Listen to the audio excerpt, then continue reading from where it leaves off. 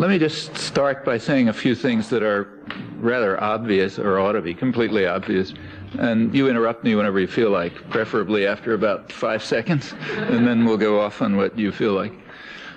One thing that ought to be obvious, if it's not well known, it should be, is that the prime goal of government is to protect the minority of the opulent from the general population. That's not me speaking. That's James Madison in the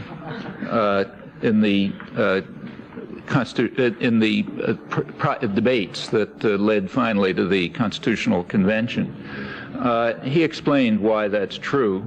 He, of course, framed, the main person who framed the Constitution. He said the example that they had in mind, of course, was England. And he said, look, suppose that the people of England actually had power to make decisions. England's sort of, by the standards of the day, the most democratic society around. He said the first thing they would do would be to pass an agrarian law, which would be to give the right to land to the ordinary people. And that would infringe upon the rights of property. And of course, that's hopelessly unjust. So therefore, you want to make sure that people aren't able to do that. Now, he said, of course, there are also rights of people, but rights of property have to be balanced against them. And we have to set up our system to make sure that nothing as unjust as an agrarian law is ever passed in our society. So therefore, we'll institute all sorts of checks and balances and other arrangements to make certain that the minority of the opulent are protected and that the rights of property are preserved over the rights of people, though people do have rights.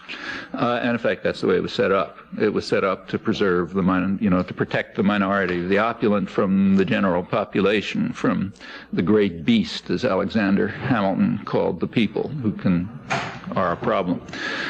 Then from that day until now comes long discussions. If you study political theory and all this kind of stuff, there's discussion about the rights of property and the rights of people and how you balance them and so on. The whole discussion is fundamentally fraudulent in a profound way. Property doesn't have rights. Like one of my, this pen is my property according to our legal system, but my pen doesn't have any rights at all. It's a thing, you can talk about the rights of people with property, but rights only accrue to people, not to things. So all the talk in political theory and everything else about the rights of property is kind of, it's kind of like a system of deceit. In fact, what Madison is saying is that the rights of people with property have to prevail over the rights of people. Okay, now, of course, the people with property also have the rights of people, so if you just do a little bit of logic, it turns out that the rights of people, that everybody has the rights of people, but over and above that, the people with property have further rights, and furthermore, that minority, the opulent, has to be protected from the rest of us. That's the basic principle of government. That's the principle on which the country is founded.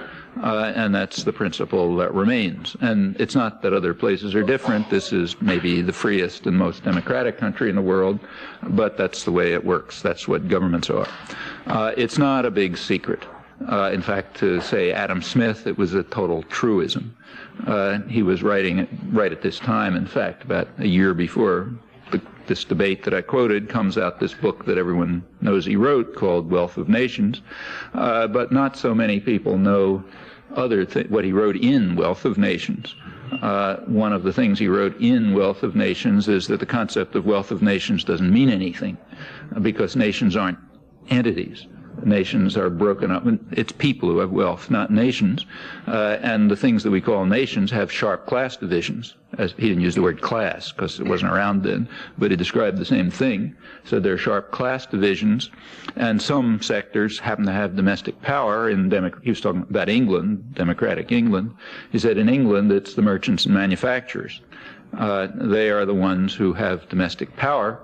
And he said they use the power of the state. They are able to mobilize the power of the state. They are, he said, the principal architects of policy because of their domestic power, their ownership of the economy and so on. And he said they mobilize state power to ensure that their own interests are, as he put it, most peculiarly attended to. In other words, they take care of themselves, however grievous the impact on others. people overseas, or for that matter, the people of England. He didn't have the data around in those days to prove it, but his guess was that the people of England were harmed by things like the imperial policies, though they were highly beneficial to their architects, namely the merchants and manufacturers, the privileged sectors who were gaining for themselves the wealth of England. And that's now there's data around, and it's probably true. I mean, the empire, by and large, you take a look at the empire on a cost-benefit analysis, and it's not so clear that it helped England, but it certainly helped the wealthy people in England. So the empire, like most other social policy, was in effect a regressive tax, a tax by which the poor people in England pay off the rich people in England. And our international system is pretty much the same. That insight of Adam Smith's is true, and we should combine it with James Madison's observation, and we come up to the present, and it remains a truism. And in fact, up until maybe 50 or 60 years ago, it was until, indoctrination had really taken off the way it has in the last half century. And somebody like, say, John Dewey, the leading American philosopher, who's straight out of middle America, nothing un-American about him or anything, simply describes says, look, it's obvious that, as he put it, politics is the shadow cast by business over society, and if you only try to modify the shadow without getting to the substance, it's not going to mean very much. So you want to change the way the political system works, go after the principal architects and their control over decision-making, and until you do something with that, of course, policy will continue to protect the minority, the opulent, against the great beast.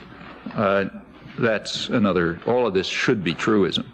I mean, this is the kind of stuff that ought to be taught in, 8th grade civics or something, because it's so obvious. Of course, it's totally denied by everyone, and if you get to graduate school, it's considered appalling and so on, but nevertheless, it's a truism. Truism to Adam Smith, truism to James Madison, to John Dewey, and everybody else in between, and it should be a truism to us. Well, despite all the devices that are used to ensure that government protects the minority, the opulent, governments have a way of getting out of hand. In principle, there are ways for the great beast to become involved in government, and that's a problem too. So what do you do about that? Well, the best thing to do about it would be to transfer decision-making power out of government altogether and into the hands of the principal architects themselves, in such a way that they're not accountable, and that the beast isn't going to get involved. And there's a way to do that too. Here's another truism. The way to do that is to set up private tyrannies. Private tyrannies which are totalitarian in structure, completely hierarchic, top-down tyrannies, under the control of the minority, the opulent, and to make sure that they make all the decisions and that they're unaccountable, so the population can't say anything about them. Well, through the 19th century, such forms began to develop. They were strongly opposed by classical liberals, people like, say, Thomas Jefferson, who thought that the American Revolution would be lost if these forms were to develop. But they did. They developed early. We think of these are corporations, of course. We think of them as kind of like, graven in stone or something, but they're pretty recent inventions. In fact, early in this century is when they really get their contemporary power. And the power is not given by law.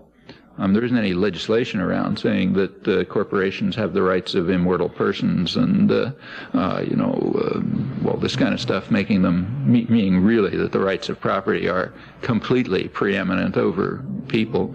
That was given by courts and lawyers early in this century. As late as the 1880s, states were dissolving corporations, as they have every right to do. They're incorporated under state law, and they have no rights other than what the people give them through that incorporation. They managed to get the tyrannical powers that they have by playing states against one another, and that's worth bearing in mind because that has to do with things that are going on today. The state of New Jersey first was induced, to allow corporations unique rights basically the rights of immortal persons and all sorts of protection and so on. So corporate headquarters started shifting from New York over to New Jersey. That's easy to move across the river. So New York State had to respond by giving them the same rights. Then Delaware came along and gave them further rights. That's why a lot of corporations that's why we have Standard Oil of New Jersey, not Standard Oil of New York, because New Jersey was pioneered in this radically anti-democratic development. And pretty soon all states were coming along. And there's a lesson there, an obvious lesson. The lesson is that businesses can easily play one state against another. A huge business like, say, General Motors can play one country against another, one national workforce against another, and so on. Like Microsoft recently apparently threatened, according to the business press, threatened the government, U.S. government, that if they pursued an antitrust law, they just move somewhere else, another country. Well, maybe Microsoft can do that, but smaller-sized businesses can't. However, smaller-sized businesses can easily move across state lines. Raytheon just recently informed the people of Massachusetts that they want more public funds transferred into their pockets through various means, or if not, they'll move to Tennessee. Okay. I mean, that happens to be a publicly subsidized corporation, so-called defense corporation, like most of the active part of the economy, publicly subsidized private profit, but they can just decide to get their private profit somewhere else unless the people of Massachusetts give them even more. And even relatively small businesses can play this game.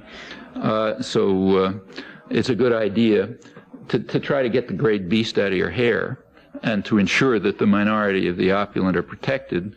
Not only is it a good idea to have private tyrannies take over, but also to reduce whatever governmental structure there is down to state level, so it's much easier to control. There are conditions under which it would be a democratizing move to put power down at more local levels, but not when huge private tyrannies are around.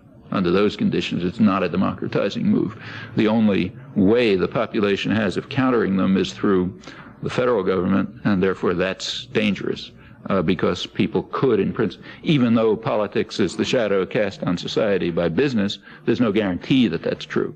There are ways for an organized public to enter into the public arena, and therefore you got to cut back the public arena as narrowly as possible to make sure that this doesn't happen. Well, this is what we're watching right now. Huge private tyrannies, totalitarian systems, are increasingly taking over the economy. The assumption is that they have rights, but they don't have any rights other than what people give them. And if people decide they don't have those rights, okay, period. They have no further rights than that. The talk about rights of property is nonsense, and the talk about rights of corporations is just ridiculous. In fact, if you look back to the history of the modern corporation, which is a pretty recent thing, let me say again, it's early in this century, really, that they're established. Turns out that they grow out of the same kind of intellectual soil as other forms of 20th century totalitarianism. They grew out of the same kind of thinking that led to fascism and to Bolshevism. Organic entities having rights over and above individuals and all this kind of stuff, a lot of Hegelian nonsense, which got sort of popular in the late 19th century and led to various forms of totalitarianism. One of them Bolshevism, another fascism in its various manifestations, and a third corporations, which are quite similar, except these happen to be private tyrannies. Now, our political terminology is carefully crafted to direct attention away from anything that matters. So we use terms like totalitarian for Bolshevism and fascism, but not for corporate power, although it applies just as well. These are, you look at their nature, at the role of the public, and so on. They are basically totalitarian institutions. They're tyrannies. Furthermore, they're huge. You want to find out how huge. There's a lot of talk about downsizing and decentralization and, third wave, this and that. It's all nonsense. You want to see how much nonsense it is, just read the business press. So every year, Fortune magazine comes out with the Fortune 500 issue. The latest one was May 15th. This is a big special issue. It's their 40th year, so they're all excited. But they're particularly excited because last year was such a stupendous year, as they put it. The Fortune 500 now control practically 2/3 of gross domestic product in the United States. And remember, they're all interlinked in various ways. Furthermore, they control an incalculable part of the international economy. The GDP controlled by the Fortune 500 is considerably greater than all of Germany, or the whole German economy, or the whole British economy. That's a pretty substantial degree of private power, even putting aside their control over the internet. These are mostly transnationals, so they have a huge control over the international economy. I don't think there's been a time in history when there's been this much concentration of power, and they are unaccountable. Nothing you can do about them. By law, but not by law, but by administrative decision and court decision and so on. They do what they feel like. You don't like what they do, you don't have to buy what they sell. You can rent yourself to them if you can, if you're lucky enough, but on their terms. Now, of course, there were protections, like, say, unions, but they're going, because they're more of this great beast, interfering with private tyranny and the rights of the minority, the opulent. So therefore, we got to get rid of those things, and they're being gotten rid of. Well, this concentration, now, of course, there are other sorts of constraints, like regulatory apparatus, but that's going too. The regulatory apparatus is a way in which the general population can control the crimes of private tyranny. So therefore, that's got to be eliminated. The regulatory apparatus essentially protects people, and the rights of property have to be very much predominant over the rights of people. Talk about market forces in this case it's usually idiotic. In this case, it's totally idiotic for a trivial reason, which economics is carefully crafted to avoid, but that's an ideological decision. The effects of corporate crime are, for the most part, for the next generation or following generations, and they don't vote in the market. So there's no market issues. Like, your grandchildren are going to suffer from the effects of deregulation, and they have no voice in the market, obviously. So to talk about market factors in this case is even more ridiculous than it usually is, for pretty elementary reasons. Notice that all of these things are truisms.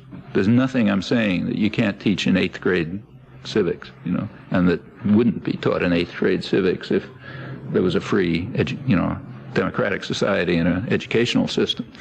Anybody can understand. You don't have to go to college. You have to go to college not to understand this stuff, but to understand it, you don't have to go to college. In fact, it's obvious. So therefore, you want to dismantle the regulatory apparatus. On the other hand, there's a little trick here you got to watch. It's true that you want to dismantle the regulatory apparatus, but you don't want to dismantle state power. And there's a reason for that. Let me just give you an illustration to show and then go on to the reason, but the illustration is quite typical. Right in the middle of all this talk, just side comment, the technique that's currently being used by private tyrannies to dismantle regulation is a smart technique. They're not going after specific regulations, but after the whole system. And the idea is to impose on any regulation conditions which cannot be satisfied. So in order to get any regulation passed now, when all this, it's not all implemented yet, but if you look ahead and you see what they're aiming at, to institute any regulation, it's going to be necessary to carry out risk analysis, cost-benefit analysis, to show that the cost is not greater than the benefit. Okay, as anybody in this racket can tell you, that's impossible. I mean, not enough is known. You can't predict tomorrow's weather. You can't calculate how water comes out of a faucet, because the principles are too hard to work out. To try to calculate the cost-benefit, the risk and the cost-benefit analysis of some regulation is completely hopeless. I mean, any corporate lawyer who has even a quarter of his brain functioning can drag out such discussions forever, long enough so it doesn't matter anymore. So the idea of instituting all of this stuff, it'll employ a lot of lawyers and economists and so on. But the basic point of it is, aside from employing all these rich guys, to make sure that nothing ever happens, because there's no way of giving a convincing argument in areas where nobody knows anything. That's kind of elementary again. So the idea is to dismantle the regulatory apparatus kind of across the board. However, with the qualification. And the qualification is that when things go wrong, you run back to the nanny state to bail you out. to the public, in other words. So the public has got to be around through the state apparatus to bail you out when you get into trouble, which you constantly do, of course. In fact, there was a dramatic example of this, pretty dramatic example, just in the last couple of months. Right when all this talk was going on about how great it is to dismantle the regulatory apparatus in December, the Department of Commerce had to close down George's Bank. George's Bank's right off Cape Cod, and it was the richest fishing area in the world, but it had to be closed down because during the Reagan years, the government pursued the usual, what's called free market policies, deregulate and subsidize. Remember, the free market always has a little footnote. You subsidize, the government subsidizes rich people. That's a crucial part of the free market. So they, for us, not for poor people. For them, the free market works, but for us, we're protected from market discipline. So they subsidized the fishing industry and deregulated it. Well, subsidize the fishing industry and deregulate it doesn't take a genius to predict the consequences. Consequences are they destroyed the ground fish. So now you got to close down George's Bank. Nobody really knows if the fish populations can be recovered. Maybe yes, maybe no. By now, Cape Cod is now importing cod from Norway.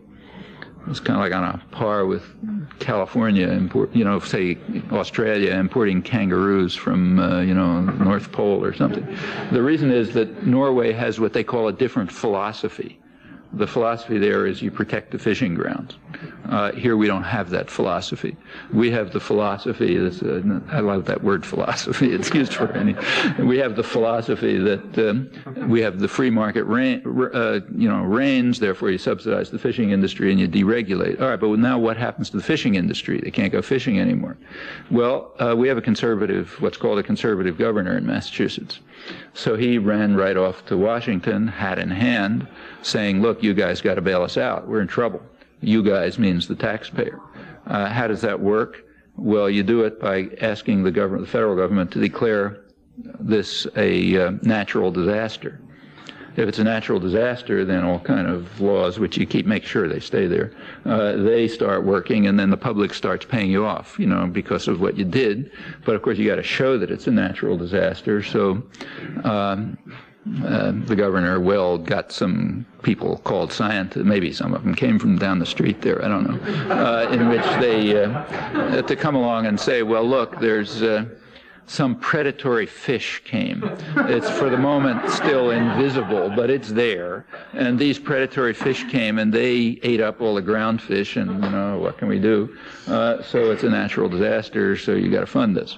Where this scam is going to go, I don't know, but it's standard. That's the standard scam. I mean, that's like the Goldman Sachs bailout of Mexico, or the bailout of the S&Ls, or Chrysler Corporation, or, Illinois Continental Bank, and so on. Whatever. If anything gets in trouble, the public's supposed to come along and bail you out. So you want to make sure you keep the state power, because you're going to constantly need the bailout for the minority, the opulent, but make sure that nothing works for the benefit of the public. The concentration of power is by now, as I said, enormous, and it's possible to, as is the profitability. So you take a look at the latest issue of the Fortune 500 or the latest issue of Z Magazine, where Mike reviewed, it was the latest issue, where's the next issue, I forget, where reviewed some of the material from it. It's important reading. Last year, as I said, they called a stupendous year. The year before was only dazzling. This one went better. In fact, it's the fourth straight year of double-digit profit growth. That's big stuff. And it was the best, they think it's the best year in the history of American business for profits. Furthermore, they expect it to continue. Not that issue, but another issue of Fortune says they expect to continue another couple of years, so they'll keep having huge growth. The biggest profit making, the first quarter, the results just came out for the first quarter of this year. That's not in that issue.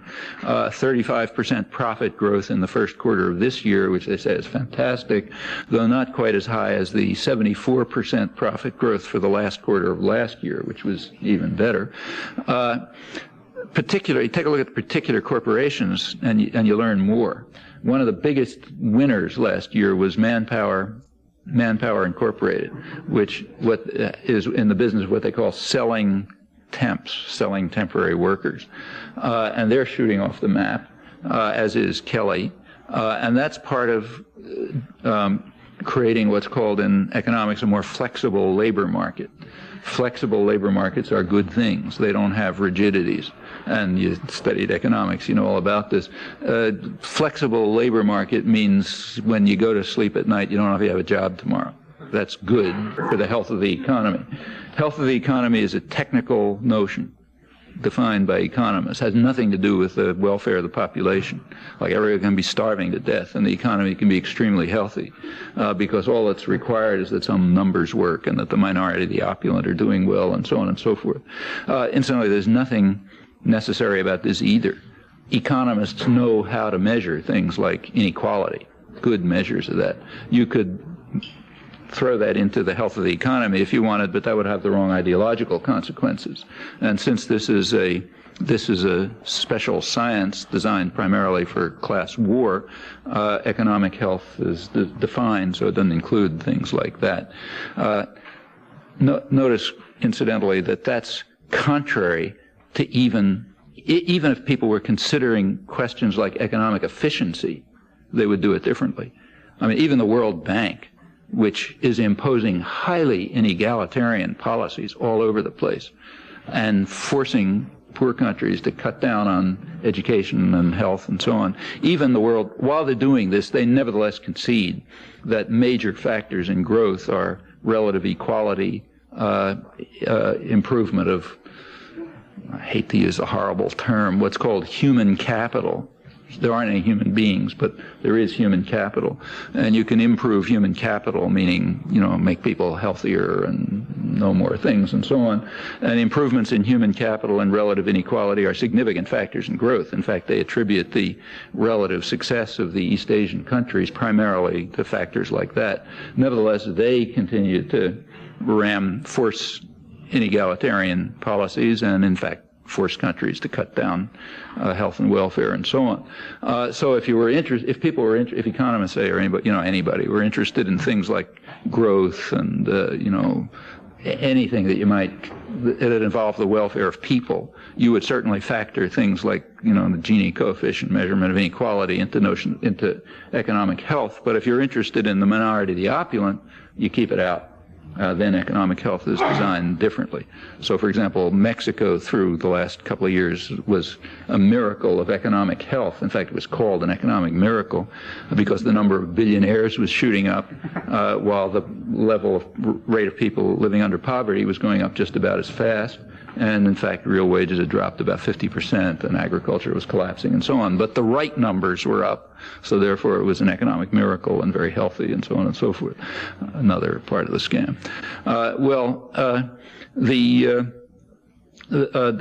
Going back to the Fortune 500, the very rapid growth of companies like, say, corporations like Manpower Incorporated, that's contributing to flexible labor markets because you eliminate rigidities like contracts and pensions and job security and other things which interfere with economic health under the very special definition of that term, which has nothing to do with the health of the economy, but has everything to do with the minority, the opulent. And in fact, that's true. Temporary workers are going way up, and unions are going way down. Well, here the economic concentration helps. So one of the companies that is ranking very high up on the Fortune 500 is Caterpillar Corporation. Their profits went up 46% last year. They just voted themselves a 40% increase in dividends a couple of weeks ago. And that's an interesting case. The biggest labor action in recent American history, maybe in American history, one of the biggest ones is now taking place in Decatur, Illinois. Gets almost no coverage in the press, because after all, it's a business press, not a labor press. It's a press for the minority, the opulent, not for the beast. So there's almost no coverage. Decatur, Illinois is an old working class town, big union town, big labor unions. And there is now a concerted effort to try to demolish the last remnants of the organized labor movement. It's suffered a terrific attack, especially in the 80s, when there was just straight criminal attack. I mean, the Reagan administration essentially told corporations they can do anything they feel like. They can violate any law they want. They can do anything they want. This is actually reviewed very well in Business Week, I should say. They had a cover story on it, which was very accurate, but not in the general press. And anyhow, now they want to really go for the jugular, kill them off. There are 3 labor actions going on in Decatur. I'll come back to Caterpillar, but one of them's lost already. The United Rubber Workers gave up the ghost. They were fighting a transnational, a Japanese-owned transnational, and it's extremely hard for third world countries, and most of the American workforce now is becoming a third world country. It's hard for them to fight off a transnational, so they gave up. The transnational was Firestone Rubber, but Japanese-owned. Was using what are called permanent replacement workers. Permanent replacement workers are sometimes called scabs, but that's not accurate. They're much worse than scabs. Scabs are temporary replacement workers for the duration of the strike. But these are permanent replacement workers, meaning you go on strike, goodbye. We have a flexible labor market, you're finished. It's the next thing to a blacklist. And a permanent replacement workers are in violation of international labor conventions, and in fact the United States has been censured by the International Labor Organization for permitting this. This was 1991 or 1992. At that time there were 2 industrial countries that were permitting the use of permanent replacement workers, the United States and South Africa. Now the United States is in splendid isolation in this one, and I might say that in terms of international labor conventions, ILO conventions, the United States has the worst record in the Western Hemisphere and Europe, with the exception of El Salvador and Lithuania. That's a nice record. And that's what happens in this, of course, super rich, business-run society. Don't bother with labor standards. Incidentally, this isn't going to be a problem pretty soon, because Congress is planning to withdraw the United States from the ILO altogether. So we don't have to even worry about the fact that the U.S. gets sent. And you can understand that. I mean, if they discredit themselves so that they even censure the United States, then how can any civilized person deal with such an outfit? So we'll be out of it pretty soon. So that's the United Rubber Workers killed by permanent replacement workers. The second one is not a strike, it's a lockout. Staley Corporation, which is also owned by a transnational, Tate & Lyle, British transnational. Tate & Lyle learned its business from the slave trade. That's how they got the Liverpool-based company, which enriched itself with sugar and slaves and all that kind of stuff. And they know how to treat working people properly. So they're happy to have a lockout because they have so much profit from elsewhere that they're going to wipe them out. That takes us to the third one, which is Caterpillar, which is actually American-owned, pretty high up in the Fortune 500. I forget. I think around 60th, or anyway, pretty high. Huge profits, as I say, big profits last year. Incidentally, their 40% profit growth, though pretty spectacular, was below the average. The average for the Fortune 500 last year was 54% profit growth, which is unheard of, and growth, that means. And I should say that profit growth is on almost stagnant sales and employment. So these guys are really raking it in. How well they're raking it in you see from the business press generally. Like Business Week had a big headline a couple of weeks ago, or months ago, I guess, saying corporate coffers, business problem for business, corporate coffers overflowing. They don't know what to do with all the money that's coming in. They got a real problem, these guys. Incidentally, this talk about lean and mean times is total bullshit. The country is absolutely awash in capital. It's pouring. They don't know what to do with it. They've got so much, but of course it's very narrowly concentrated. Concentration is going way up. I think Holly Sklar must have been talking about this the other day, so I won't go into the details, but real wages have been dropping for about 15 years. steadily right through the recovery, continued to drop. They're still dropping. As of 1994, they're still dropping, and it's substantial. For the average working person, it's about 10% since 1980. For what they call less skilled workers, it's kind of a funny term because it includes about 75% of the workforce. It's down over 20%. That's the Timothy McVeigh's. And that's why you're getting Oklahoma City, I should say. Irrational reaction, but not an unintelligible one when things like this are going on. So let's get back to Caterpillar. Caterpillar is doing fine. Plenty of money pouring in. They're happy to have a strike. They have permanent replacement workers too. This is UAW. But Caterpillar has also explained its business strategy to the business press. They were kind enough to tell us. They say they have been using their huge profits to build up excess capacity. Now, that's not for reasons of efficiency. That's for reasons of class war. You build up excess capacity abroad. So like they have plants in Brazil and, Asia and so on, and they can simply supply their markets through their foreign plants while they destroy American labor. And this is general business strategy. Like one of the biggest, maybe the biggest manufacturing corporation in Boston is Gillette, razors and all that stuff.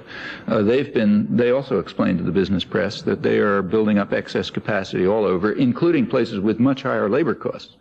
So the labor is Germany in particular. They have plants in Berlin. Well, labor wages and benefits and so on in Berlin are in Germany are way above the United States. It's pretty amazing because we're a much richer country.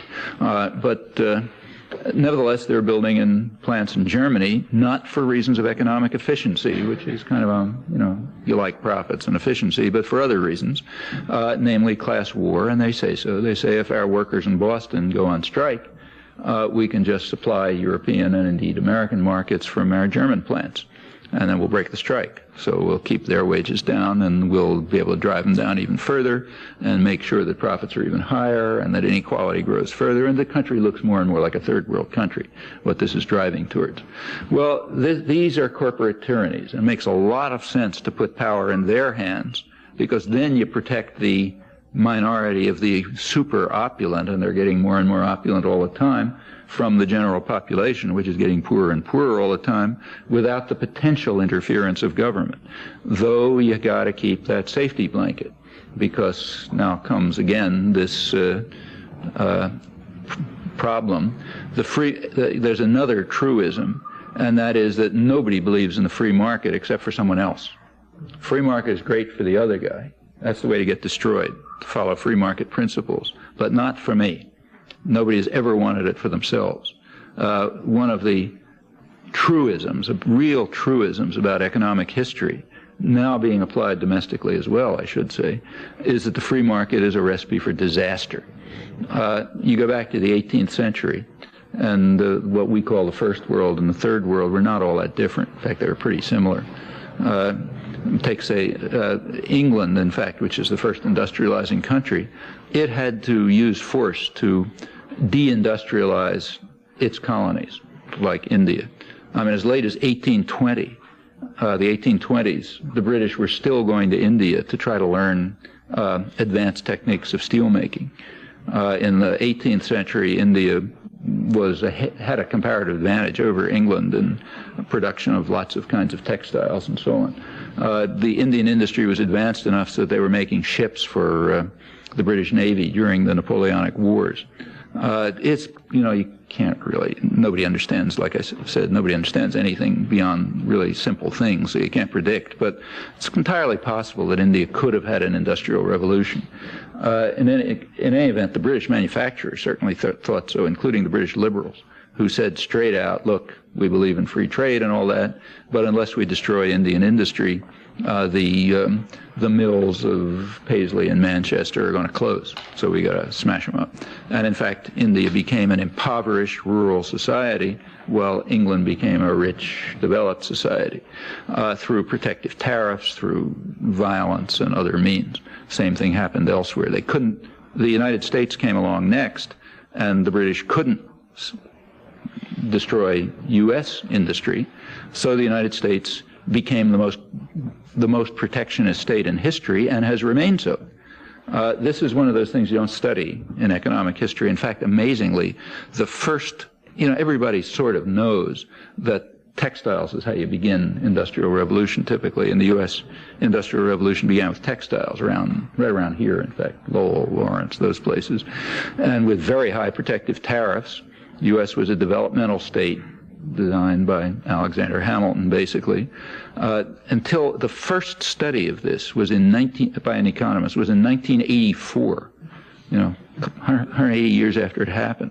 The first study comes along, and the guy, Journal of Economic History, found that about 50% of Massachusetts industry would have collapsed if it weren't for protective tariffs that were keeping out much cheaper British goods. And so there's another small market interference which isn't studied by economists because we have a useful way of breaking the disciplines up to make sure that nothing is understood. Like if in the sciences, let's say, if you had one department that studied electrons, and another department that studied mechanics, and a third one that studied light, and a fourth one that studied protons, and so on, and they didn't talk to each other, you could be sure you wouldn't know anything. And that's sort of the way it works. You can't do that in the sciences because there you have to have progress. But outside the sciences, it's done all the time. So, for example, the economists may study things like protective tariffs, but they don't study things like, say, why cotton was cheap. Cotton was the fuel of the Industrial Revolution, like oil today. And it was kept cheap by a certain method that deviated somewhat from market principles, namely exterminate the population and bring in slaves. Pretty hard to think of a more sharp deviation from entrepreneurial values, but that's somebody else's department, so that's not called interference with the market. Plus lots of other things, like use of the British Navy to make sure that Egypt doesn't undergo an industrial revolution, as it might well have. That's also not, doesn't count. All right, so the United States comes along, huge protectionism. This continues right up until the present. In the late 19th century, the British, after 150 years of heavy protectionism, when they had already double the per capita capitalization of any other country, the British decided free trade might be a good idea. That's 1846, figuring they'd wipe everybody out. Since they dominated everything, that's the one time when free trade is considered a good idea, if you know you're going to win. Then people really are in favor of free trade. So the British moved to free trade in 1846, figuring they're going to win. For a while, Europe played the game too and played around with continental Europe. The United States never did, but continental Europe did play around with laissez-faire for a while. When they did, they sank into huge collapse, big recession. And they stopped, and they went back to pretty heavy tariffs, and then Germany and France and Italy and others started growing in the only way that anyone ever has, with plenty of state protection and intervention. The United States never even played with it. U.S. tariffs were 5 or 10 times as high as European tariffs at that time, and in fact that's the biggest growth period in U.S. history. And this goes right up to the present. I mean, as soon as the British said that they were, you read history, they tell you the British had a period of free trade, which is partially true. They had lower tariffs. On the other hand, 40% of their exports went to the third world, which means mostly the empire. And there's a reason why British goods went to India, which has nothing to do with free trade. But anyhow, by the time the British realized they can't play the game anymore and they're not winning, they just called the game off. By the early 20th century, they were already calling the game off. In 1932, here's something that you won't hear about in the celebrations for VE Day that are coming up. In 1932, the British they realized they could no longer compete with Japanese industry. Not because these little yellow dwarfs were, slaving away, but just because they were more efficient. They were constructing more efficient industry. Britain couldn't compete, so they simply closed off the empire. That means that's a big piece of the world. The Dutch did the same. Dutch East Indies, what's now Indonesia. So India, Burma, in what's now Indonesia. The U.S. did the same in the Philippines. All of those were essentially closed off to Japan by very high tariffs. and Japan did something which wasn't very pretty, but is not entirely inexplicable, namely they marched on China, try to get their own empire. In fact, Japan's line at the time was, look, you guys have your Monroe Doctrine and your empire, and we want the same. And that was considered outrageous. The idea that the Japanese could compare their new order with our Monroe Doctrine, which is exactly right, was considered absolutely outrageous, and it led to all sorts of racist fulminations about this and that and the other thing. It's an interesting story, but I don't want to go off on that. Anyhow, that's free trade. Fine for you, not for me, please. And in U.S. history, it's up to the present. After the Second World War, the United States was so overwhelmingly dominant that it believed, as Britain had believed in 1846, that a liberal international trading system would be to its advantage. So it did push for a liberal trading system. However, it introduced other market interferences which also aren't studied by economists. So economists tell you that, yeah, the United States finally turned to free trade. No, they didn't, not at all. They had the Pentagon. The Pentagon is a huge market interference, big piece of state-subsidized industry, which in fact kept the whole of advanced industry going. You'd have no computers or electronics or jet planes or any of that other stuff if you didn't have huge public subsidies pouring in through the Pentagon system, but that's another department. In fact, that's nobody's department, so no one studies that one. Actually, the first article on this, academic article on this ever, I think, just came out a couple months ago, in which they made the amazing discovery to economists that economists and political scientists made the astonishing discovery that corporations that are in what's called the defense business use the technology and the expertise and everything else to make money in commercial markets. Boy, there's a surprise for you. It's nice that it finally hit the academic profession. The business press was writing about it 50 years ago, and the left forever. But anyhow, finally sort of made an opening into the academic profession, so good things are happening. That's the, and that continues. I mean, in the last, so the system that has to the system we have to end up with is basically this, and this we're aiming towards. Nothing for poor people, or the general public, plenty for the minority, the opulent, very powerful state, which is around when the rich guys get in trouble to bail them out. And the state means the public, remember. So the public's got to be there to bail them out when they get in trouble. It's got to keep subsidizing them to make sure that money pours into their pockets. But other than that, there's a free market. Like there's a free market for 7-year-old kids. They got to learn responsibility. So we're not going to, impose what's called a culture of dependency on 7-year-old kids, because that's really harmful to them. And in fact, we now have a policy which is called tough love. It's not inappropriate. It means love for the rich and tough for everybody else. But the tough love and it's all very, it's really very humane when you listen to it. It's because we want to help you. It's because we want to help you that we're taking your food away and your heat away and so on and so forth. And in fact, the mayor in New York finally came clean. You got to give him credit. A couple of weeks ago, they're doing these horrendous tax cuts and everything, subsidy cuts, what they call subsidy cuts and everything else. And he finally came clean. He said, look, there's no place for poor people in New York. New York is for the rich people. So these guys just have to get out. Meaning where they're going to go? Well, you still need them. Somebody's got to clean the streets and wash the clothes and all that kind of stuff. But they can live sort of like around the suburbs, what they call favelas in, Rio de Janeiro and so on. This is where the poor people are in most third world countries. They're out in the suburbs somewhere. The rich people are downtown. And the poor people somehow, find their way in, and they do the dirty work, and then they go away, and you don't see them, and they're not a big problem. Maybe they kill each other and die out there, but who cares? And that's what New York is supposed to be like. The New York Times had a great headline, one of my favorites. It said, welfare cuts give poor a chance to move.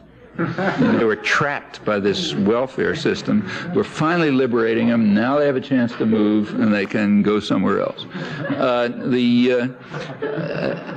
mean, like if Jonathan Swift were writing about this, I think it's a joke, but it's happening. Unfortunately, it's happening, and it's not funny.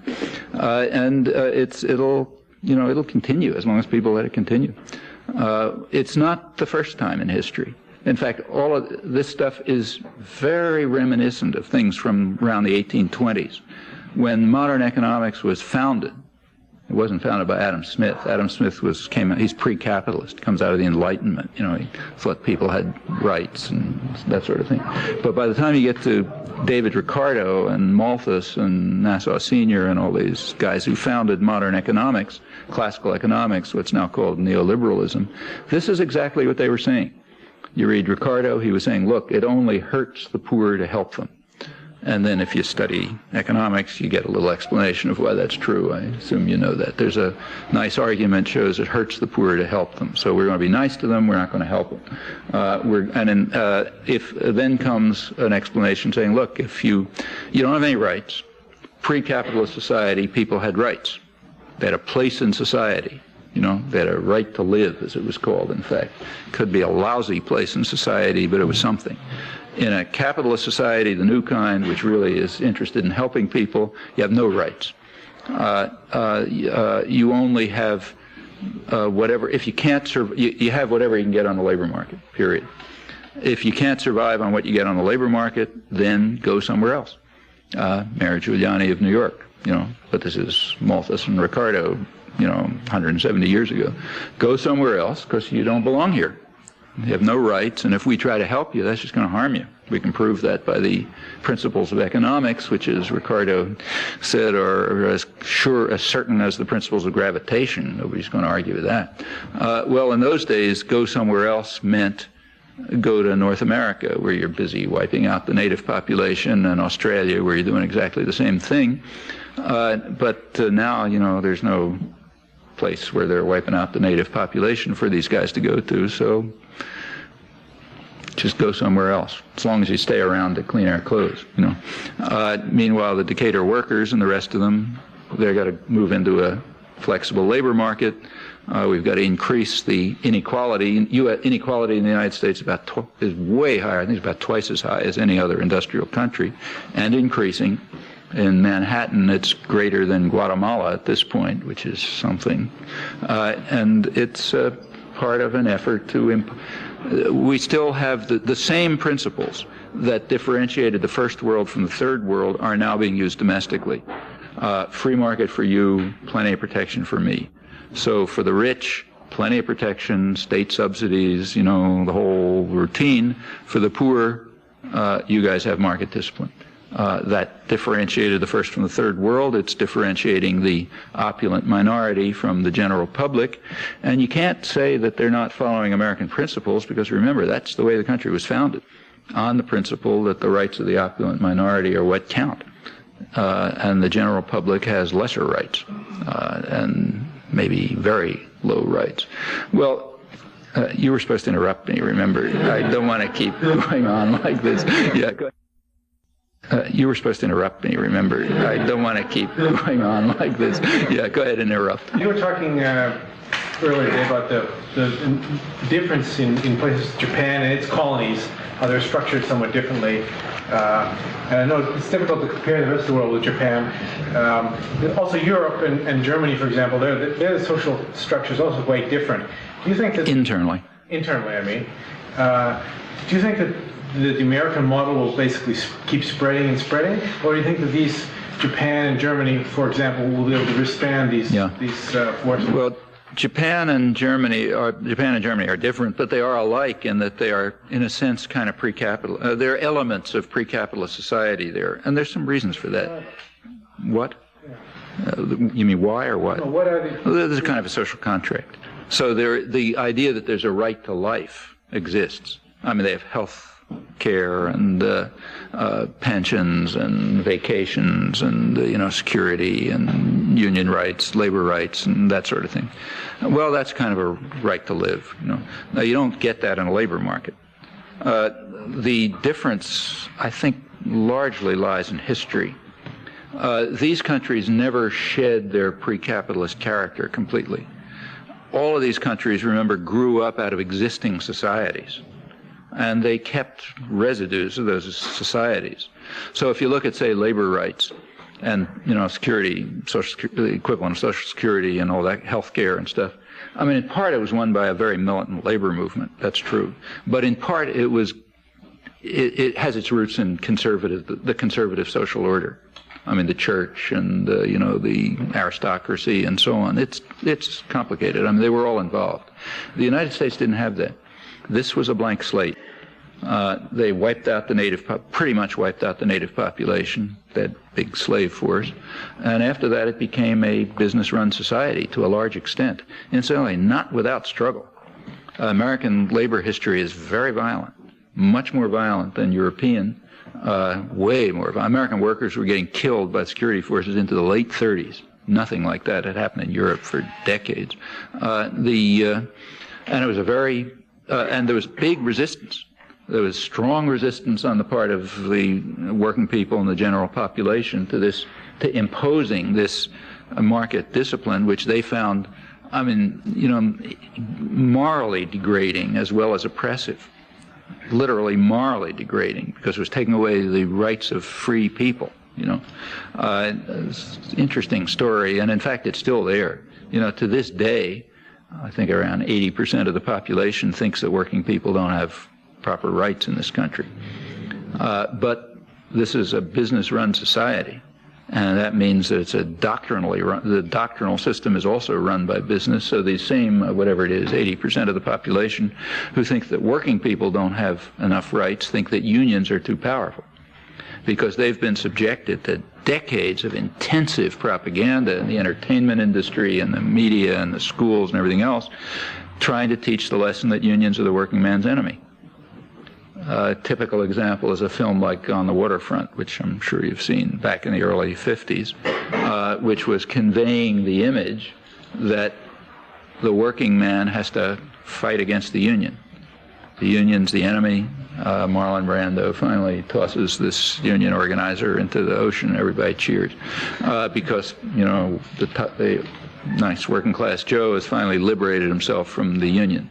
I mean, the amount of effort and money that has been poured into this is unbelievable. I just learned about it myself, to tell you the truth. I've been writing about this for years based on what little work there is, but I had no idea what the scale was.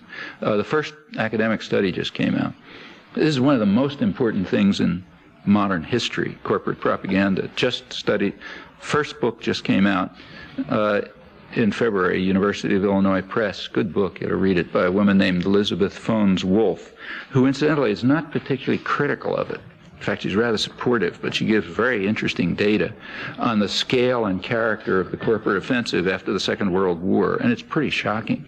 After the Second World War, the U.S. population was basically social democratic, like almost everybody in the world, and business was terrified. They decided they had about 3 to 5 years to sell the American way of life, as they put it. And in that period, they had to fight the everlasting battle to control the minds of men, quoting. And they poured a huge amount of effort into it. By the early 50s, about a third of the textbooks in schools were being provided by business as business propaganda. They had 20 to 30 million people a week watching propaganda films. They took over churches, the educational system, recreational systems. Just a huge... The unions tried to combat it, but they were just wiped out by this huge power play, helped by state power and by, anti-communist hysteria and the whole business. It's quite a story. The end result is, I don't think the end result is that people's social democratic attitudes have changed. I think they're still there. You look at the attitude studies, it's still social democratic. Like most of the population thinks the government has a responsibility to help poor people. Larger numbers than in the 60s, in fact. On the other hand, similar large numbers are opposed to welfare.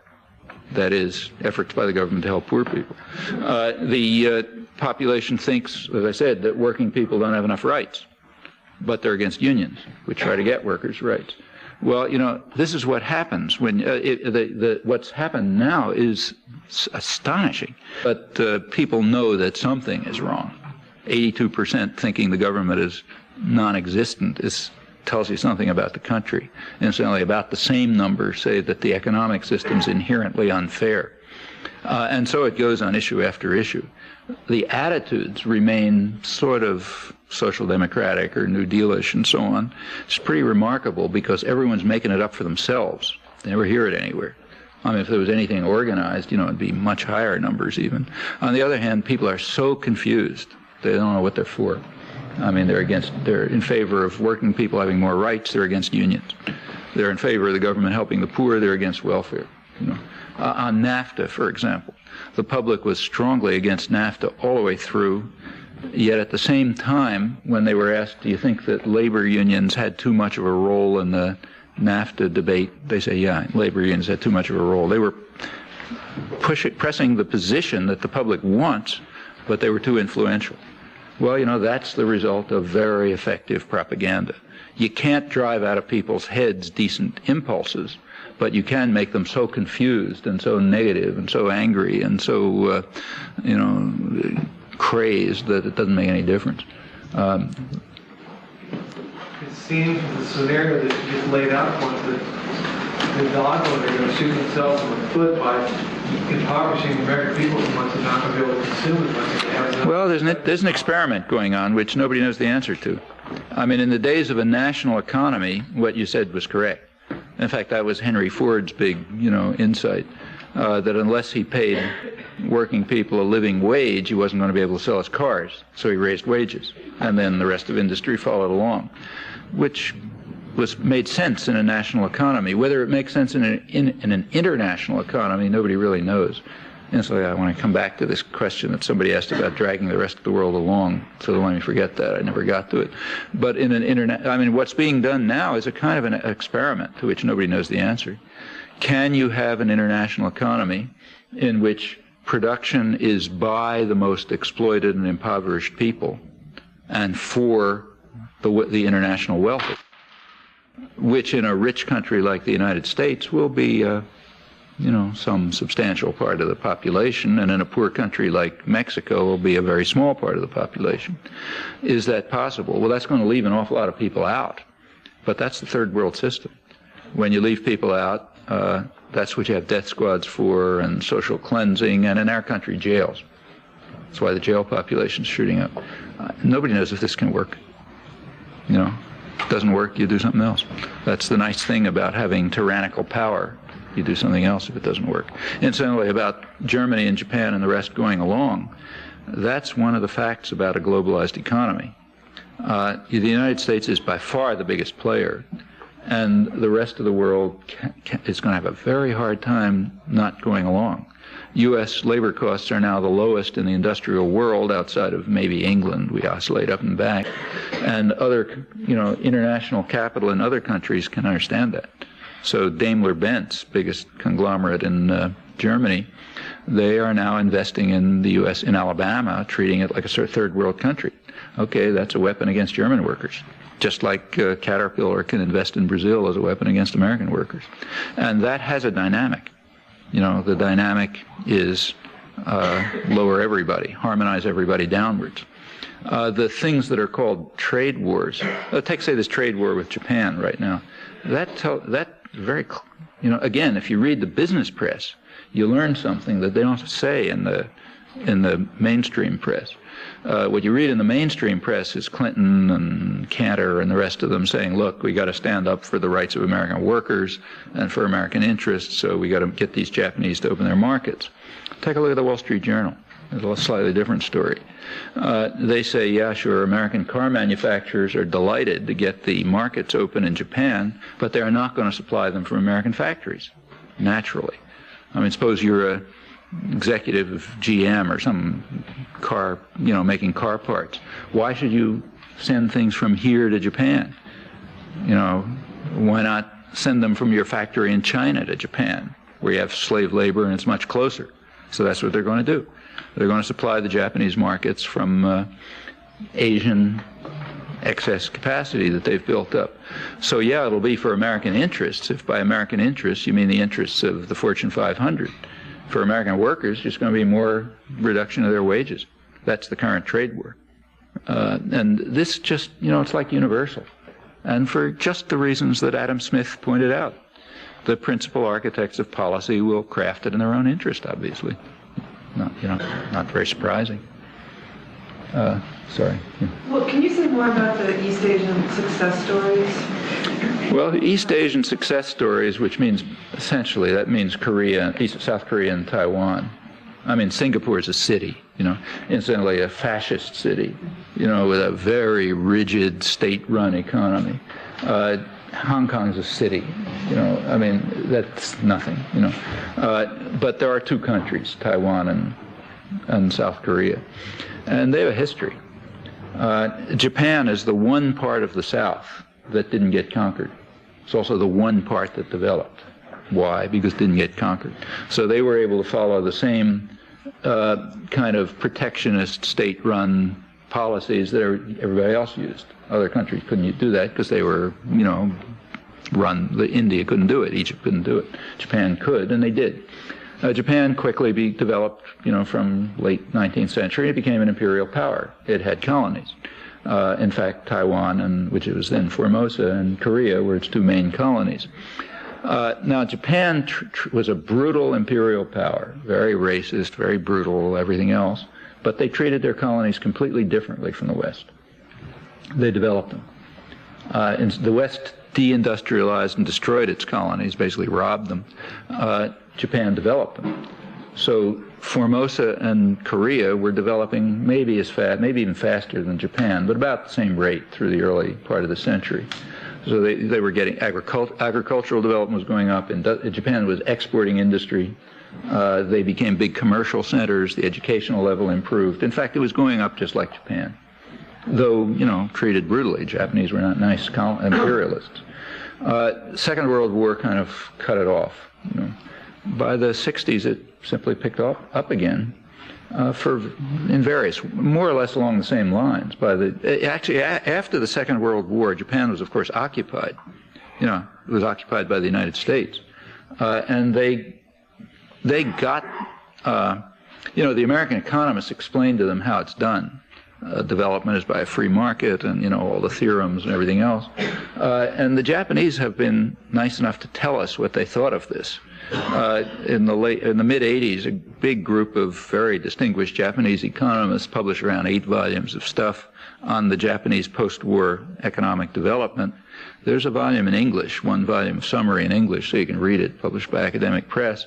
And they say, we listened to all the nice advice from the American economists, and we decided to chuck it and follow our old model, and in fact to follow what they called a Bolshevik model with elements of Marxism. They would, except they would do it honestly, it's not so corrupt, and they're a much more advanced country, and they say, yeah, it worked.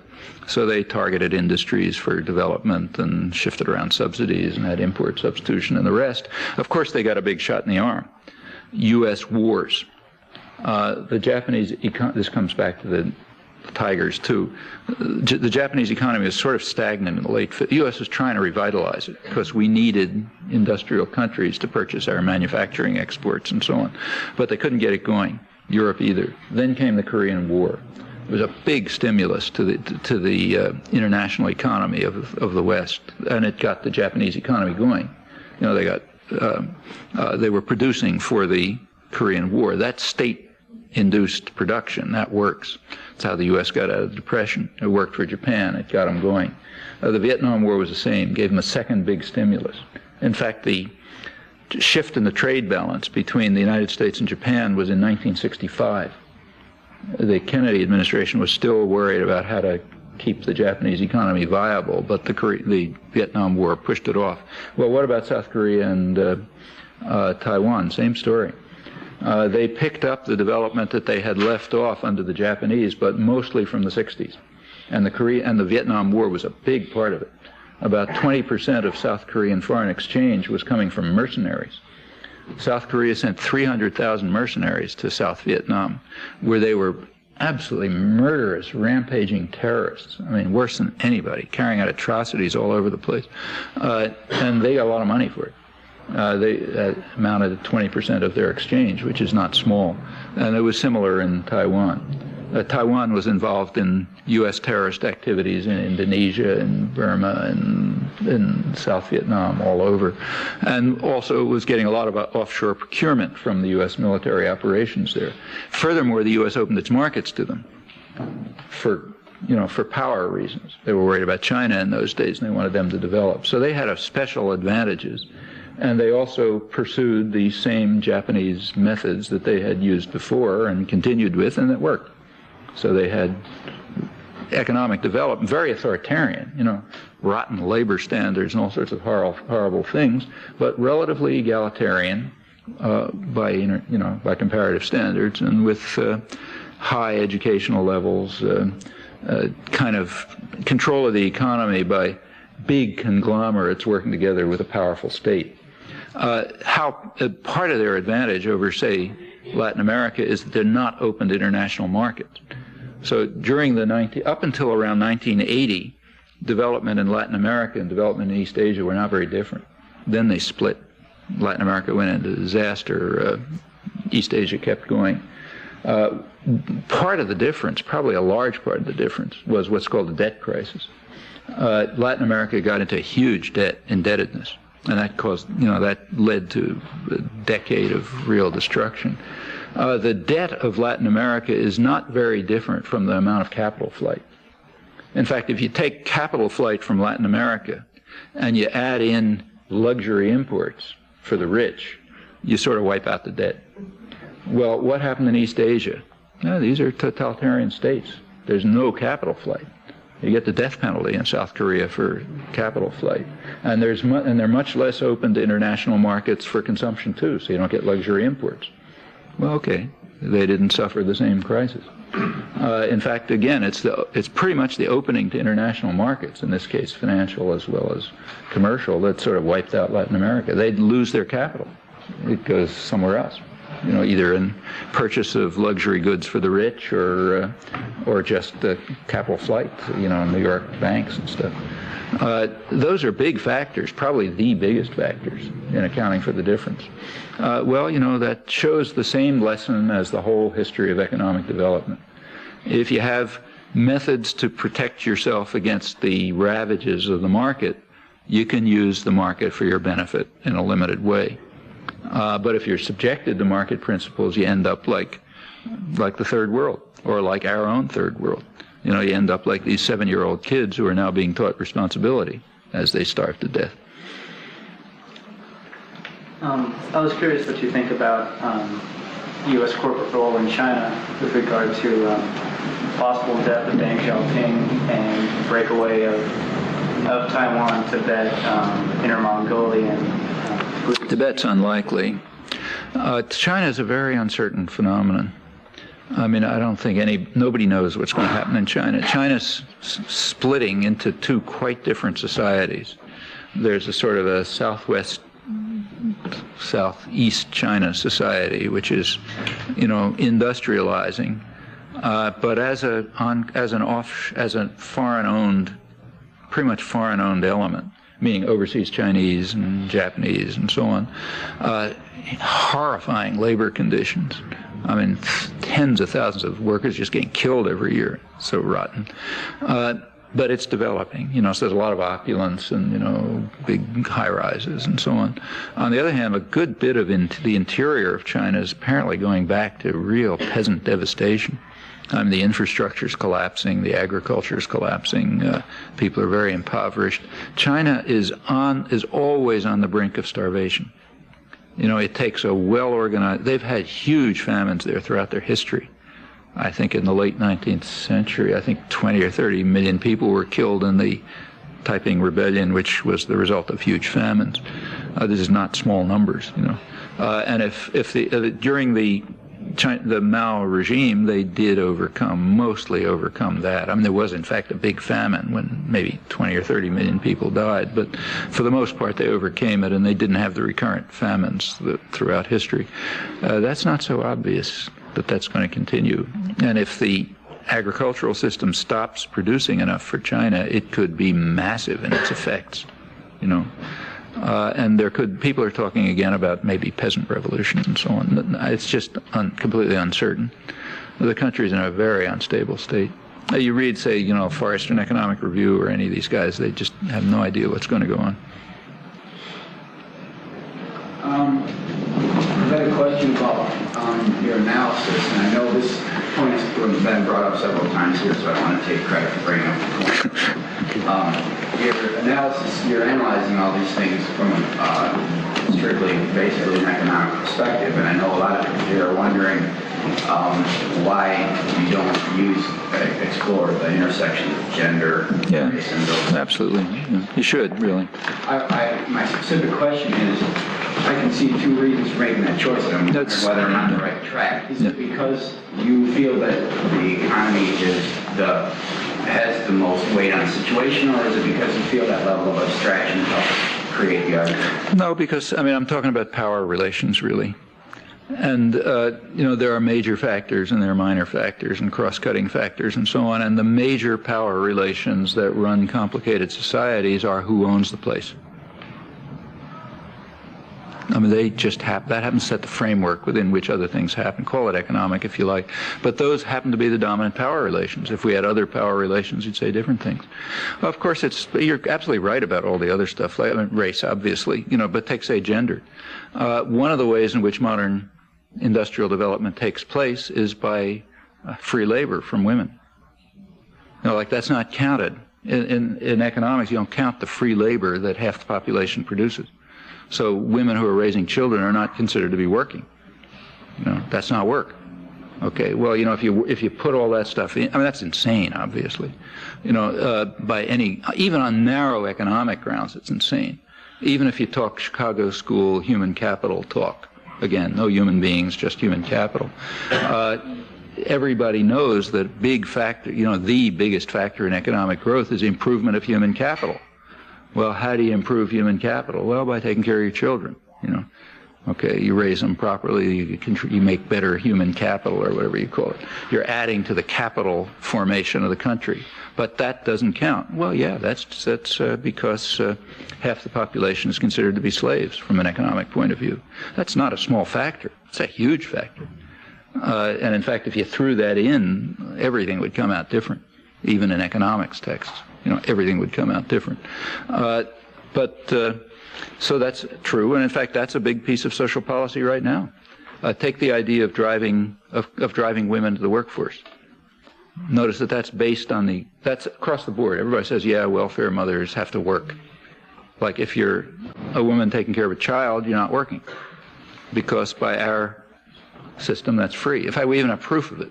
The proof is we live in a meritocratic society, where you measure the importance of work by the amount of income that it brings.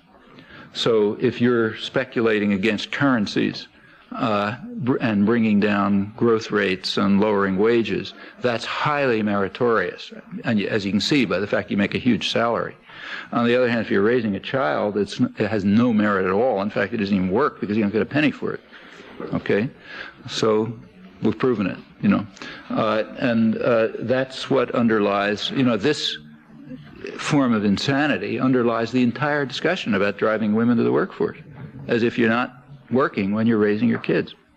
I mean, anybody who's raised a kid knows it comes free. You don't do a thing. You know, they just like trees growing, and it's maybe water it every once in a while. But I mean, it's crazy, obviously. You know, it's a huge factor. Incidentally, driving women to the workforce has another advantage. Since there aren't any jobs for them, because, as you know, they're going to have to get publicly subsidized jobs at very low wages. And that's a terrific way of undercutting union wages and other workers. So it has a double advantage. For one thing, you get rid of these people, and for another thing, you cut back everybody's wages. So, of course, that's a huge element. As for race, there's a lot to say about it. Let's take, say, the United States right now. There happens to be a fairly close race-class correlation in the United States, so it's kind of hard to separate them out.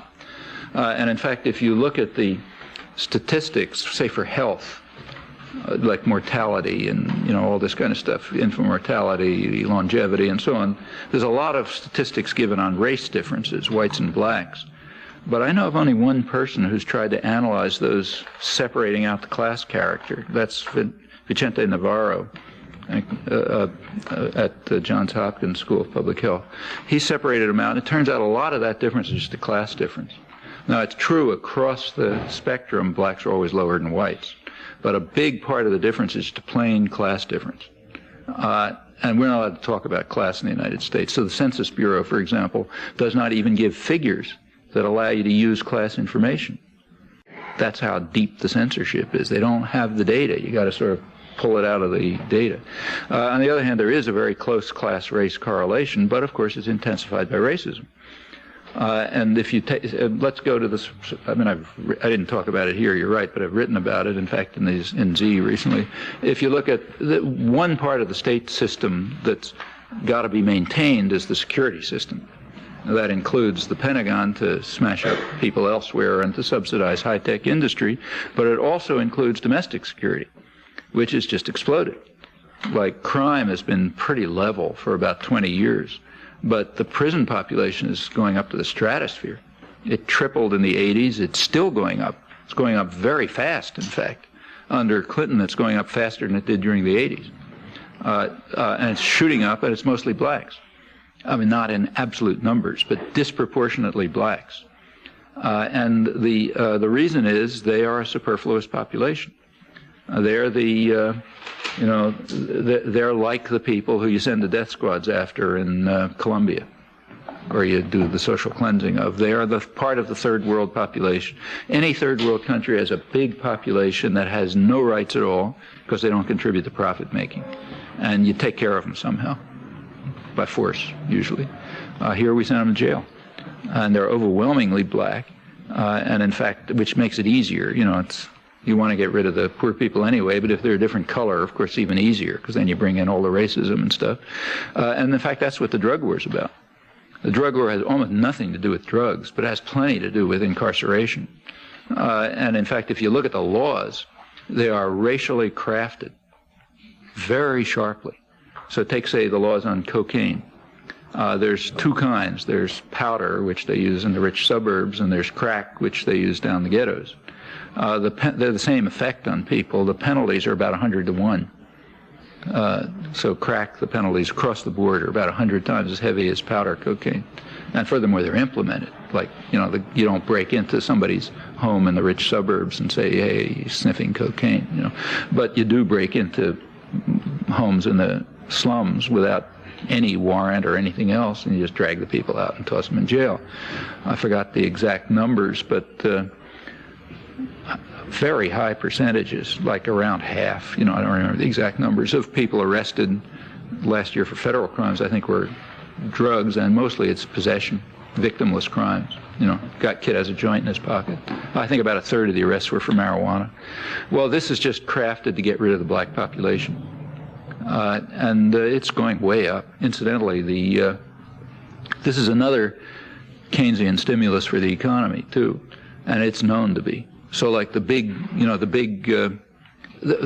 private prison system is going up, I think, 4 times as high as the public prison system. A big private prison system last year finally hit the $100 million revenue figure. And the big investing firms like, Merrill Lynch and Prudential and those guys are now making quite a lot of money they get interest-free loans, bonds, which they use for prison construction and for security. And it's a big piece of their business by now. In fact, the defense, so I don't like the word, but what are called defense companies, I have nothing to do with defense, but the defense companies are getting into the act too. They realize that there's a cash cow here. It's just like it's not as big as the Pentagon, but it's public funds that are a gift to private tyrannies, so they better get into the act. And now the big military corporations are selling, working on, and beginning to sell all sorts of high-tech surveillance devices. They're aiming at, and you want to make them as sophisticated as possible because then they cost more.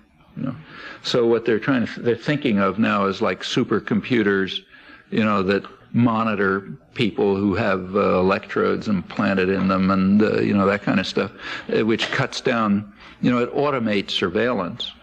And in fact, you may not even have to put them in jail.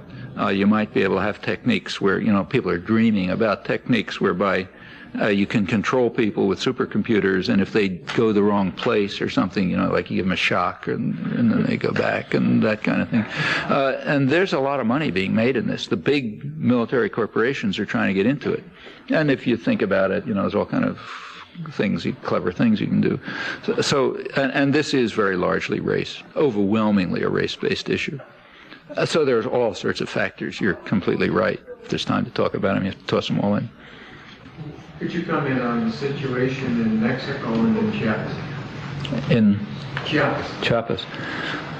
Well, you know, Mexico had what was called an economic miracle in the 80s, meaning wages dropped by about 50%, poverty level shot up. They got I think they have one of the highest proportions of billionaires to the population in the world. I think they have more billionaires in the United States now. It went up from, I think, about 1 to 24 from like 1987 to 1993.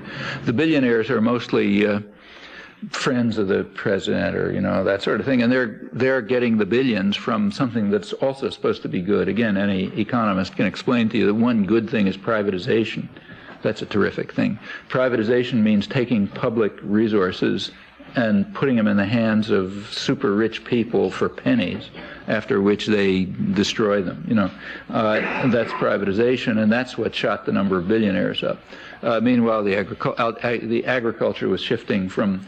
Mexico had been providing food for its own population. No longer. Economic miracle took care of that. They're now importing huge amounts of subsidized U.S. agribusiness production and going to export crops and so on. So that's the economic miracle. Disaster for most of the population. Well, you know, it was kept going by in what amounts to what's called a Ponzi scheme. You know, you put in money and you use that to get more money and so on. So the world, I think it was getting more World Bank funds, I think, than any other country per capita, and huge U.S. money pouring in to try to keep it going. For one thing, because it was considered the model country you want everybody else to follow, and for another, U.S. investors were making plenty of money on it. I mean, however, the investment was pouring in, but you knew that the thing was going to collapse because it was not productive investment. It was soft money that was pouring in. I mean, you didn't have to know anything about Mexico to know that the thing was going to collapse.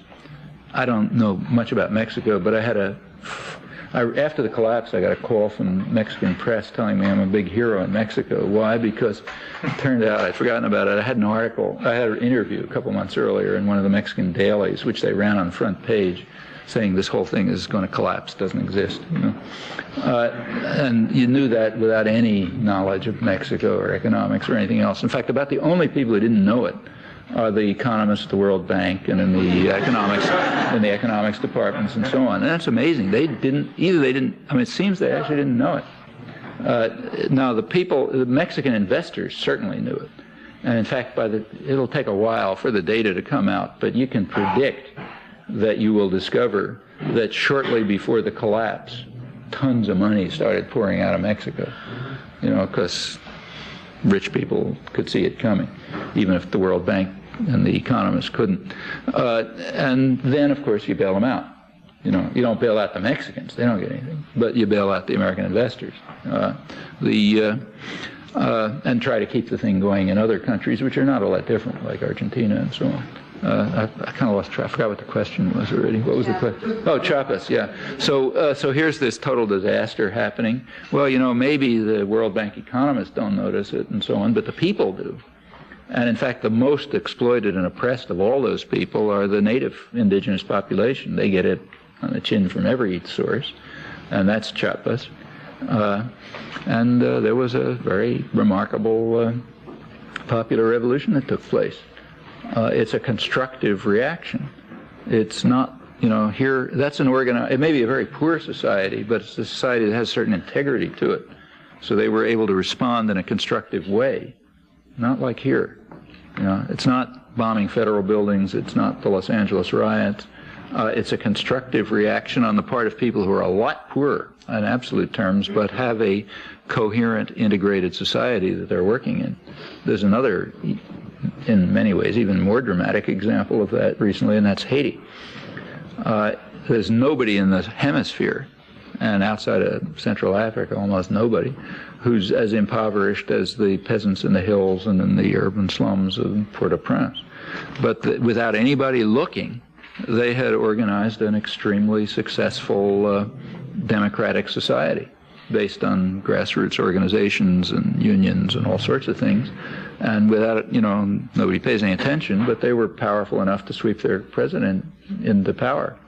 That took a coup and 3 years of terror to try to beat it out of their heads. I should say that it is, you can hardly believe when you read stuff here about how we have to go to Haiti to teach them about democracy. I mean, boy, it's exactly the opposite. We maybe go to Haiti to learn something about democracy, but certainly we got nothing to teach them. But again, that's a society that had held together somehow. Here, it's quite different. In absolute terms, everything is, of course, much richer, but the social disintegration is far higher here, and the atomization and isolation. So the reactions to all of this stuff are much less constructive. So we don't have a democratic revolution taking place like they did in the hills of Haiti, though we could if we had an organized society, a civil society that hadn't been destroyed. In fact, it's a lot easier here than in Haiti. I just wondered how your work was received in Japan and who translates it? Political work or linguistic work? Linguistic work's all translated. Political work, I doubt if there's a word. Japan is a very authoritarian society. In fact, there's almost no political stuff that goes on in Japan. Japan is about the only country I go to, I think the only country I go to where I'm not asked to give political talks. And in fact, I am asked to give political talks by expatriates. Like the last time I was there, I gave a talk in some Christian church organized by Australians and Americans and others who were there.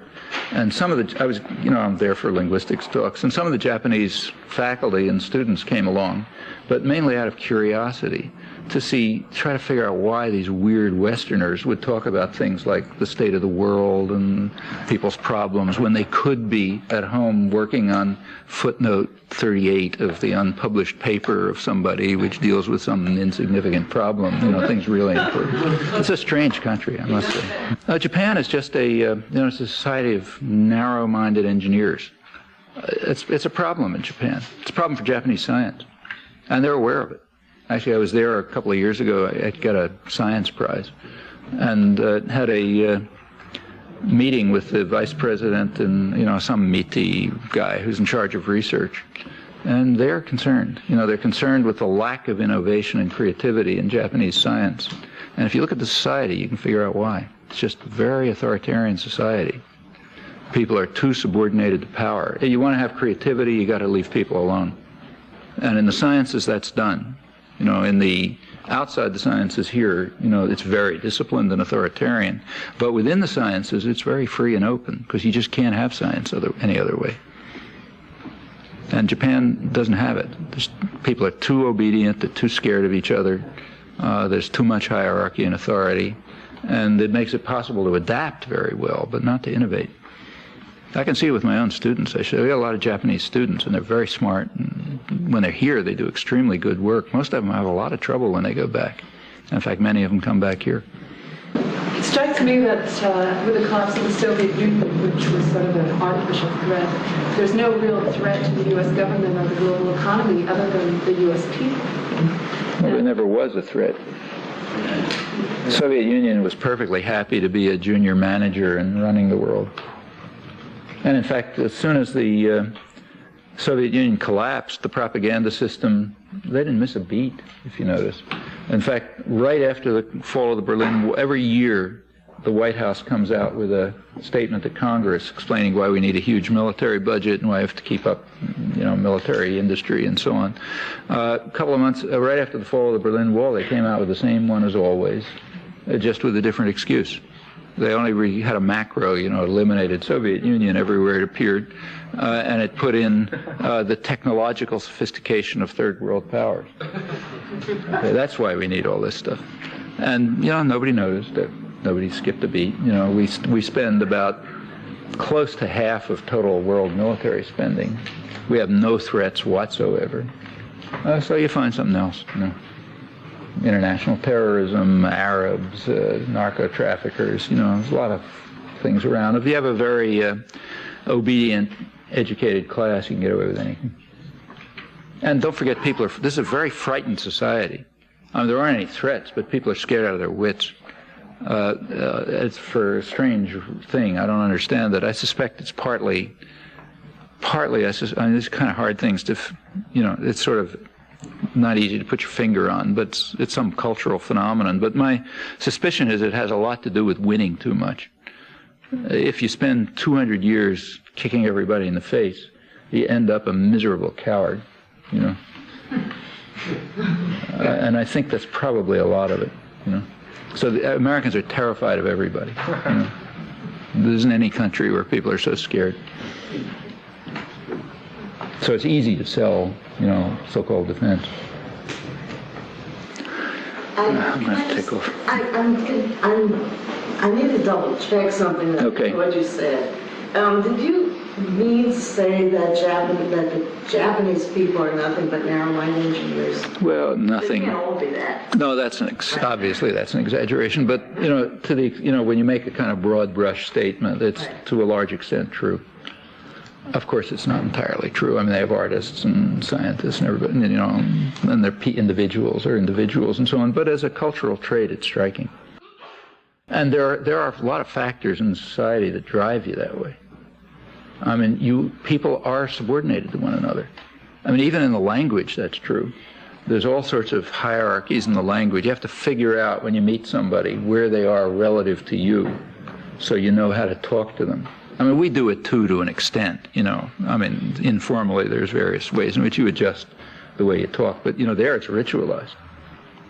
And in fact, way down at the bottom, there's these things they call honorifics, you know, special terms that you use. The only people who don't have to use them are women. And the reason is they're so low on the hierarchy, they don't even have to use these things. You know. Actually, I once asked I don't know if this is serious or not, but in Japan, everybody has a business card. You know, you meet somebody, they immediately give you their business card. I mean, some people do it here too, but there everybody does. I once asked a Japanese friend, you know, what the fuss is about? You know, why does everybody have a business card? And he'd never really thought about it much, but he thought about it for me. He said, well, you know, he said, look, if you look at the business card, it has just enough information on it so you know where the person stands relative to you. And then you know whether you should be insulting or you should bow or, you know, how insulting and so on and so forth. This was an offhand comment, you know, I don't know how much to put in it, but there's something intuitively right about it. It's a very hierarchic society. When young faculty here go back to Japan, Japanese students, like our students, they're very highly qualified by anybody's standards. When they go back, they're not allowed to work and they're not allowed to teach advanced courses. They're not allowed, unless on their own they may do it, but they're not supposed to do creative research. They're supposed to serve coffee at the faculty meetings and to teach English composition because they're young. I mean, when I give technical seminars there, you know, that's what they want to hear, technical seminars. So, you know, when I'm there sometime I do it. There's a group like maybe this size, and the first two rows will be the older senior faculty. People who haven't had an idea in their head for 50 years, you know, and don't have the foggiest idea what I'm talking about. In the back couple of rows are younger faculty, people whose work I'm using, you know. I'm trying to talk with Japanese material, so I use the work of young Japanese scholars and so on. They won't say a word during the discussion. They'll come up to me afterwards and say, look, you know, you got this wrong, it's some other way. But they won't say it in the group. You know, anywhere else in the world they will. And then out in this hall are the graduate students. They're not even allowed in. You know, and this is really weird. And you cannot have, you know, science just can't work that way. I agree, it's an exaggeration, but it's an exaggeration of something that's real. You spoke to the issue of jobs before and how remarkable their revolution was. Was, yeah. Perhaps would you address the question of racism, sexism, the isms here preventing us from doing the work we need to do, and perhaps this is where we need to work on these issues more. I don't think the problem here is so much racism and sexism. It's not worse here than elsewhere. I think the problem is atomization. I mean, what's happened here is people are alone. To a remarkable extent, they are simply separated from one another. You don't have human contact. You don't know your neighbors, There's no civil society. There's no, maybe there's a bowling league or something, but nothing that could engage people in some common interest, pursuing some common interest. That's the difference between us and Haitian peasant, and Chiapas as well. And I think there's been a concerted effort to achieve that end. Television has a big effect on it, and it's there for that reason. The whole culture is geared to that. It's geared to separating you from other people, and not working together, and not feeling you have some common interest, and so on. And it's had an impact. I mean, even the physical layout is like that. You live in the suburbs, let's say. Like I live in the suburbs, okay. I mean, I take a walk. I had a back operation a couple of years ago, so I had to walk a lot. So I was walking around the neighborhood, which I never looked at, because mostly you don't walk in the neighborhood, you drive in the neighborhood. You get in your car and you go somewhere. So I was walking around the neighborhood, and it's surreal, There are no human beings, except illegal Salvadoran workers who are cutting the grass. Interestingly, there are no children. Like when we moved in there, we moved in with young kids, because some of you have seen our place. It's got lawns, and it's a great place for kids. They're all out in the woods and playing and stuff. There's no kids. I don't know where they are. I guess they're watching television or something, but you do not see a child. Every once in a while a car comes out and somebody goes somewhere, That's, again, an exaggeration, but it's not much of an exaggeration. There's woods behind our house, and I walk back there, and about the only people I see are women, like my age, maybe widows, in fact, walking their dogs. Virtually nobody else. Like when I was a kid, we weren't living in a poor neighborhood, but there were woods around. We were running around the woods all the time. So were my own kids. I barely see a child back there. They're there. I mean, schools are there. They've got to be kids around somewhere. I have grandchildren, so I take them out for walks, figuring maybe they'll run into some kid they can play with. Nobody, Maybe you can help me out. Sometimes simple questions really stop me. I work with young people, and they'll ask me point blank, what's the value or importance to knowing about foreign policy? What's the value? I mean, it's a question of whether you care about the world. Do you care about the world, or you don't care about the world? I mean, it's, the very fact that question can be asked is a very odd question. I mean, in any country, even in, say, Sweden or Luxembourg, it would be a very odd question. In the United States, it's multiply odd, because foreign policy here determines what happens in most of the world. What foreign policy of Luxembourg doesn't affect anybody. But the foreign policy of the United States, that affects people. So if you care about human beings, you care about what you're doing to them. And you care about the world. I mean, there's nothing more to say. That's in fact an illustration of what I was talking about, of the extreme demoralization and dehumanization of people. They don't care what they're doing to others, or they don't care about anything. In fact, it's not just foreign policy. They don't care about what's happening down the street, because you're not supposed to. You're only supposed to look out for yourself. Well, that's real demoralization. And, I think this is a big problem. I doubt that that's the way people actually feel, but I think that those are the reflexes.